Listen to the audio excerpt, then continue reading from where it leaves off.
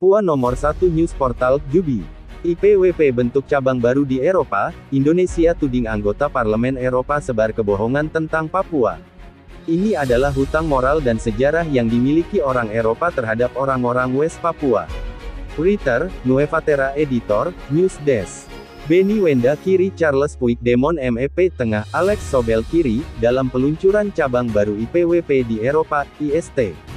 Jayapura, Jubi, jaringan baru anggota parlemen untuk mendukung West Papua diluncurkan pada Kamis tanggal 12 Mei tahun 2022, di Parlemen Eropa UE, Brussels, Belgia.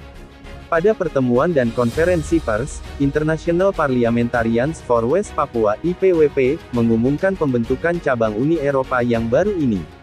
Peluncuran ini dipandu oleh Charles Puigdemont MEP, mantan Presiden Pemerintah Catalonia dan Fernando Barena MEP dari negara Basque. Hadir juga dalam kegiatan ini, anggota Parlemen Inggris, Alex Sobel dan pimpinan oposisi Vanuatu, Ralph Regenvanu.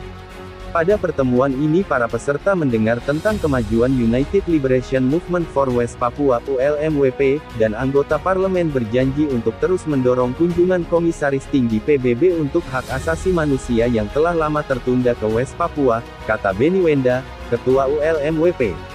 Charles Puigdemont mengatakan West Papua dianeksasi oleh Indonesia pada tahun 1963. Sejak itu West Papua telah hidup di bawah rezim penindasan ekstrim yang mungkin memenuhi syarat sebagai genosida. Peluncuran cabang baru IPWP di Eropa di Kompleks Parlemen Eropa, Brussels, Belgia, IST. Kami ingin menekan Uni Eropa untuk mengakui hak Papua Barat untuk menentukan nasib sendiri. Ini adalah hutang moral dan sejarah yang dimiliki orang Eropa terhadap orang-orang West Papua, kata Puigdemont. Peserta peluncuran cabang baru IPWP ini sempat menonton rekaman video yang menunjukkan tindakan aparat keamanan Indonesia dalam menangani aksi penolakan pemekaran Papua yang terjadi beberapa hari lalu. Kami menuntut agar UE menghentikan pendanaan dan dukungan kelanjutan otonomi khusus dan daerah otonomi baru di West Papua. Indonesia telah menyalahgunakan dana UE untuk membantu militernya membunuh rakyat saya. Semua investasi UE di West Papua harus ditangguhkan sampai Indonesia mengizinkan Komisaris Tinggi PBB untuk hak asasi manusia ke wilayah tersebut, kata Benny Wenda. Di sisi lain, pemerintah Indonesia menuding anggota Parlemen Uni Eropa menyebarkan hoaks berkaitan dengan kegiatan peluncuran ini. Juru bicara Kementerian Luar Negeri Ritoku Faizasyah mengatakan, pemerintah Indonesia memantau kegiatan yang menurutnya digelar di Kompleks Parlemen Eropa di Strasbourg, Perancis, pada Kamis tanggal 12 Mei tahun 2022.